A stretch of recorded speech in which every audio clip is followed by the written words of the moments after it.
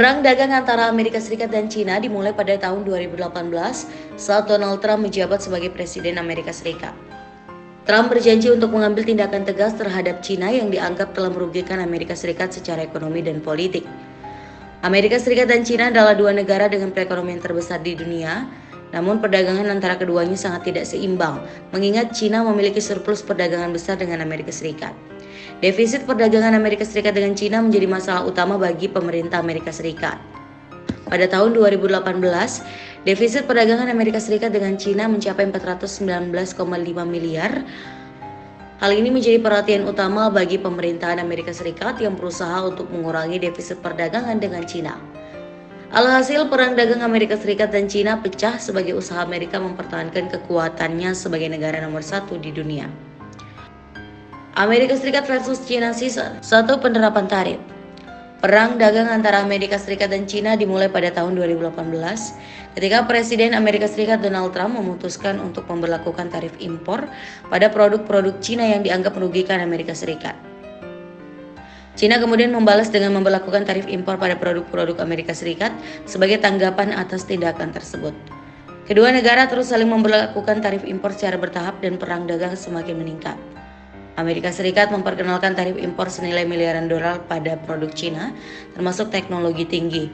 Sedangkan Cina membalas dengan memberlakukan tarif impor pada produk Amerika Serikat seperti kedelai, jagung, dan daging babi. Perang dagang ini juga dipicu oleh masalah kekayaan intelektual dan pemaksaan transfer teknologi. Amerika Serikat menuduh Cina mencuri teknologi dan rahasia perdagangan Amerika Serikat, sedangkan Cina membantah tudingan tersebut. Setelah hampir 2 tahun pada tahun 2020, Amerika Serikat dan Cina akhirnya mencapai kesepakatan perdagangan tahap 1 yang mencakup komitmen dari Cina untuk membeli lebih banyak barang dari Amerika Serikat dan mengatasi masalah terkait kekayaan intelektual dan pemaksaan transfer teknologi. Kesepakatan tersebut dianggap sebagai kemajuan positif dalam hubungan perdagangan antara kedua negara, meskipun masih ada tantangan dan ketidakpastian yang harus dihadapi. Berakhirnya perang dagang ini diikuti dengan krisis kesehatan akibat pandemi COVID-19. Hubungan ekonomi kedua negara tersebut sudah mulai membaik, namun sumber pandemi yang berasal dari Cina menjadi bahan tuntutan Amerika Serikat. Kedua negara tersebut sibuk mengurusi krisis masing-masing yang diikuti dengan lonjakan harga yang mengakibatkan inflasi. Kondisi ini diperparah dengan perang Rusia dan Ukraina yang mengakibatkan kenaikan harga komoditas dan pangan. Mengatasi hal ini, The Fed memutuskan menaikkan suku bunga untuk menurunkan laju inflasi. Dampak dari keputusan tersebut memperlambat perekonomian Amerika Serikat, sehingga memberi ruang Cina untuk merebut posisi Amerika Serikat. Bibit-bibit perang dagang AS dan Cina mulai muncul kembali menanggapi hal tersebut. Amerika Serikat versus Cina Season 2. Pembatasan teknologi semikonduktor dan AI. AS baru-baru ini membatasi Cina dalam teknologi semikonduktor dan artificial intelligence Washington karena alasan keamanan nasional. Belanda sebagai produsen semikonduktor kelas dunia melalui ASML mendesak hal yang sama. Beijing telah menanggapi dengan mengecam penggunaan sanksi.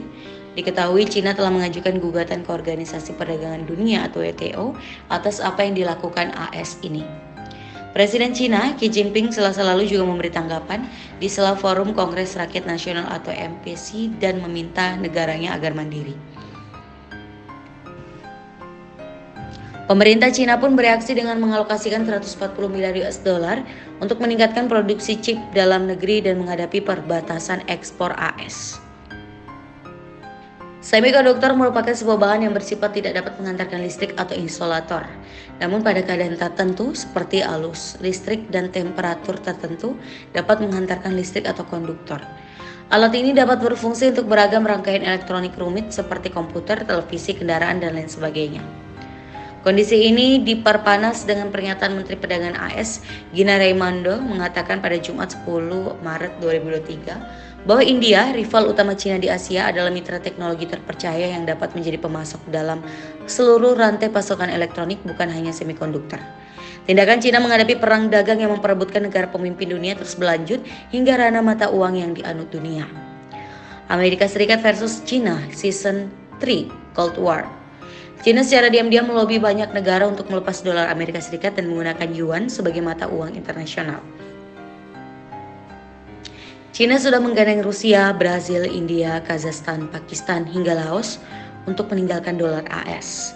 Mereka sepakat menggunakan mata uang yuan atau mata uang lokal negara masing-masing dalam transaksi perdagangan internasional. Tiongkok juga mendekati banyak perusahaan untuk melakukan transaksi ekspor impor menggunakan yuan. Tak kurang dari total hingga Saudi Aramco sudah dikejar Cina. Perpanjangan waktu trading hanyalah sedikit dari upaya Cina untuk menyaingi dolar AS. Langkah terbesar Cina untuk menyaingi dolar adalah dengan menghilangkan dolar AS dalam transaksi perdagangan dengan negara lain. Salah satu kesepakatan terbesar adalah dengan Brasil. Tiongkok dan Brasil sepakat pada akhir Maret 2023 untuk menggunakan yuan dalam perdagangan mereka. Nilai perdagangan kedua negara menembus 150,5 miliar US dollar pada tahun lalu.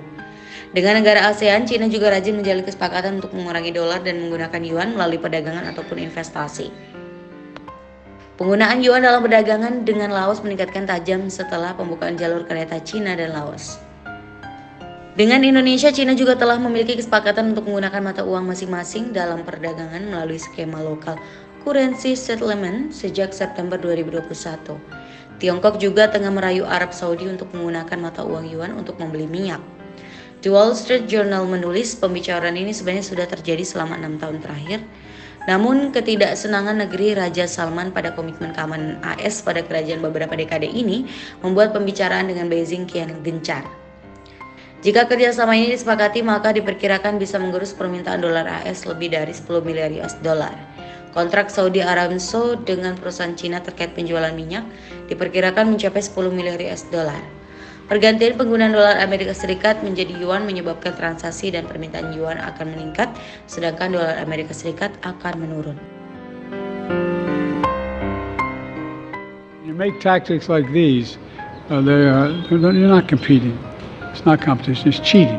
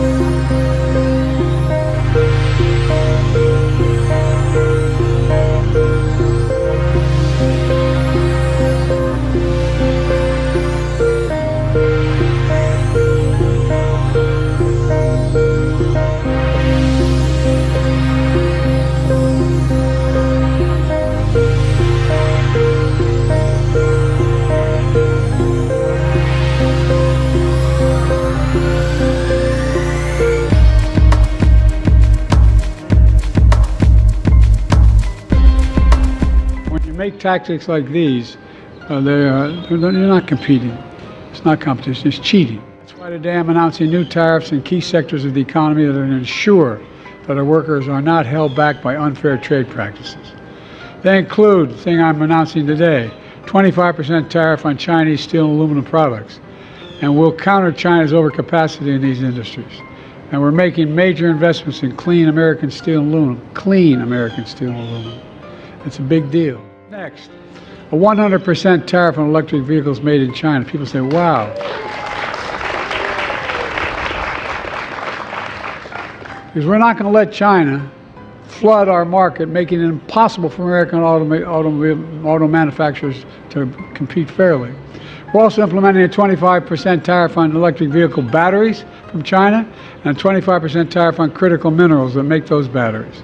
Folks, look, I'm determined that the future of electric vehicles will be made in America by union workers, period.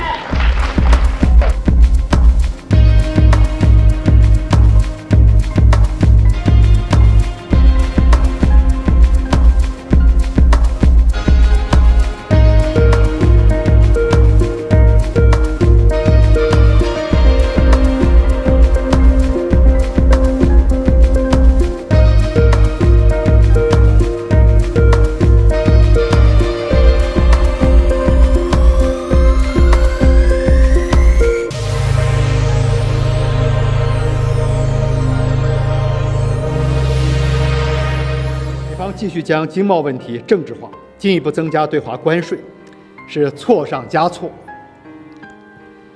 只会显著推升进口商品成本，让美国企业和消费者承担更多的损失，令美国消费者付出更大的代价。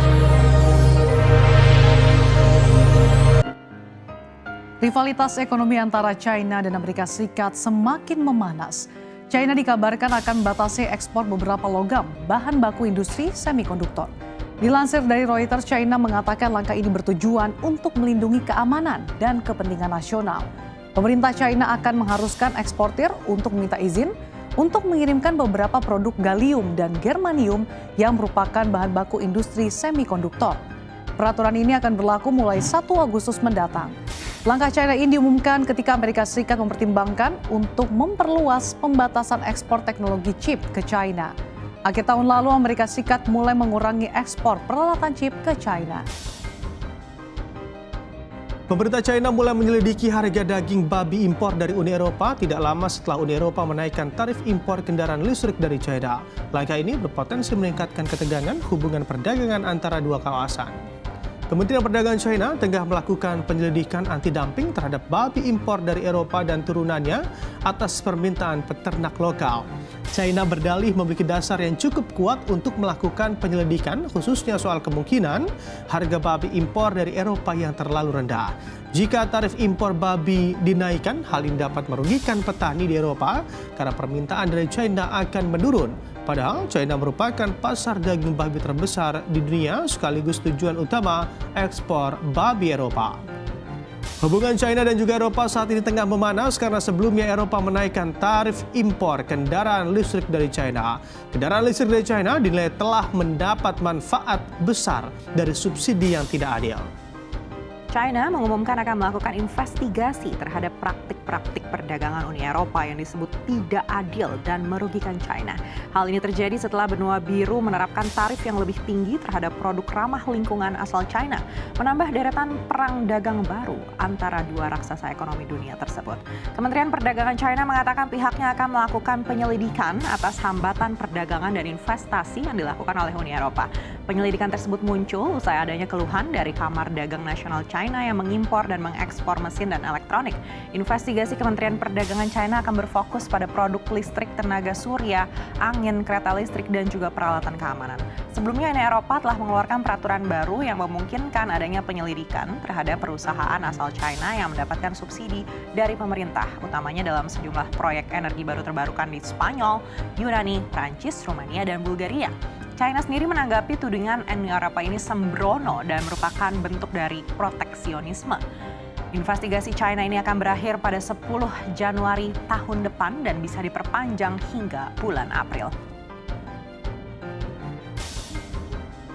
Presiden Amerika Serikat Joe Biden menaikkan tarif bea masuk impor aneka produk Cina, salah satunya mobil listrik.